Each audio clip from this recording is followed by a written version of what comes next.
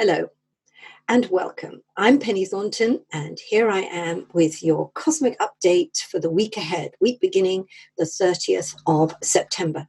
Now, this is where I take a look at the general influences and give a really overall view, sometimes quite global, about what's going on for the individual sun signs, where you can really get into at depth what's happening in your week. Whether you're an Aries or a Capricorn, then you need to go to my website and get on the audios there. So what is going on this week? Well, perhaps the most important thing is the change of direction for Pluto. Pluto is turning direct, as we say in the trade. It has been stationary and is stationary as I'm talking to you, which means it's at its most powerful. Now, of course, a planet isn't really changing gear and moving forwards or backwards. It's due to our perception of it. And also it's a way of really plotting how the planet moves through the various signs. We don't need to get all tangled up in the astronomy of it all. And of course, for some people, Pluto isn't even a planet. It was demoted a few years ago and has now become a celestial dwarf. But we have been we astrologers, working with Pluto for almost 100 years. We've been observing it, looking at events in the world on a global level and also in personal lives, and we can see it working. It has a unique signature. So whether it's a celestial dwarf or a planet, it's still Pluto to us. So since about April the 24th, that's just around the Easter period, Pluto has been moving backwards through the zodiac. It's about a little over halfway through the sign of Capricorn. And during its journey backwards, it has been gathering information. I talked a little bit about this with Saturn. But of course, Pluto works in a very underground way. So as soon as it turns direct, what starts to happen is that all that work that's been going on underground, under the radar, starts to shoot forth. We start to get the shoots, the sprouts, the events that this is all going to lead towards. Now, another thing really that I wanted to talk to about Pluto, regarding Pluto, is how mythology helps us to understand how the planets work. All the planets are given the names of Roman gods, and Pluto, of course, was the lord of the underworld. So this is where we get this idea that Pluto works in a very underground way.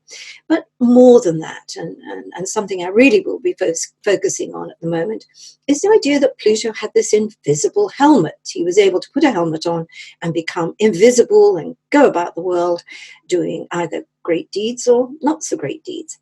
And Pluto definitely has that effect in our lives. We never see it coming, but the events spring up. And of course, when they do, we realize they've been going on. They've been brewing for quite a while.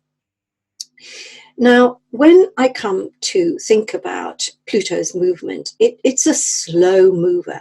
It takes about 2 years to really station on a particular point. So they're all 2-year processes, or about that kind of time. So when you look at perhaps Pluto making an inroad into your own natal chart, whether it's on a certain planet or it's on a point of your chart, it'll be there for about 2 years. And during that time, things will be changing at core level. Now, I like to align this to the idea of the birth process.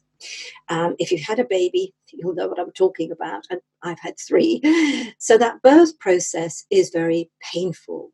Each contraction, which is hard to bear, what it does is push the baby forward until it's ready to be delivered. And that's a little bit about how a 2-year process of Pluto works. It takes a while to deliver. And of course, all the time we're changing at core level. And certainly this is a psychological way of looking at what's going on astrologically. But of course, this process is going on with nations and with humanity as a whole. We are evolving all the time. Nations change, governments change, new discoveries come about, and these help us to evolve and they change humanity, they change nations at core levels. So that is something we are observing at this particular time, or it's good to observe when we're looking at Pluto. So one of the things that I did in my Friday Bite this week was to look at Donald Trump's chart. And you may not know exactly what a chart is all about, but I'm going to show you this one so that you have a little idea. Because what you see with a chart is that something is definitely more than just, the sum of its parts is definitely more than just one sun sign. What I want to show you here, if you can see the arrow, that here we've got the sun in Gemini, and we all know Donald Trump is a Gemini. What we also see is the sign of Leo rising and Mars on his ascendant. And though I'm going to come back and talk about Pluto in a minute, I just want to also point out the fact that when we see Donald Trump, we see him as a very he's got a kind of red gold touch to his appearance. And that's very Leo. It's also very Aries. And he can be very pugnacious and almost like an Aries ram. And this is why the ascendant is so important in a horoscope, because it really affects the persona. But let's move on to Pluto, because that's where we want to go with Mr. Trump's chart. Because right now, Pluto is opposite his Saturn and Venus. Not exact, it's going to become even more exact by the time we come to January of next year. So let me come back to just talking to you again, because one of the things I looked at in my Friday Bite this week was the circumstances that he finds himself in at the moment. And we know that there's an impeachment inquiry going on, which of course is very Plutonic. The fact that the possibility of removing a president in office is circulating. But what I want to look at here a little bit more is the idea that the reason for going forward with an inquiry is because of a telephone conversation that happened when Pluto was retrograding on the 25th of July. So all this time, the content of that conversation has been a concern to some people, and it's been covered up and put away because of its concerns. And only now, as Pluto is about to change direction, is it in the newspapers because a whistleblower produced the evidence, if you like, or talked about what had been going on. So this does, in fact, place Mr. Trump in quite a precarious position. Now, as I said in my article, that I don't, he's got plenty of lives. Maybe he's had 8 of them, or maybe he's had 6 of them, but he has more left. And I don't think the impeachment is really probably going to come into reality. But let's think of this process of birth again, and this process of Pluto. You get a lot of painful episodes, and each time they happen, they push you a little bit further forward. So I've got my eyes on the January of 2020, when I think we're much more likely to see an event or a set of circumstances that are really going to throw the presidency into some real concern, rather than the one that we have at the moment. Now, I suppose we could also look at our individual lives as well and think that maybe we're teetering on the edge of something, but it's not actually going to manifest. It's all going to be all right. But we need to look at what's been going on in these past couple of years. Where have we been trying to get to? What have been the fundamental processes we're going through? Because they will probably come to quite a peak as we get to next year, 2020. But I will talk about that as, I suppose, we get a little bit nearer 2020.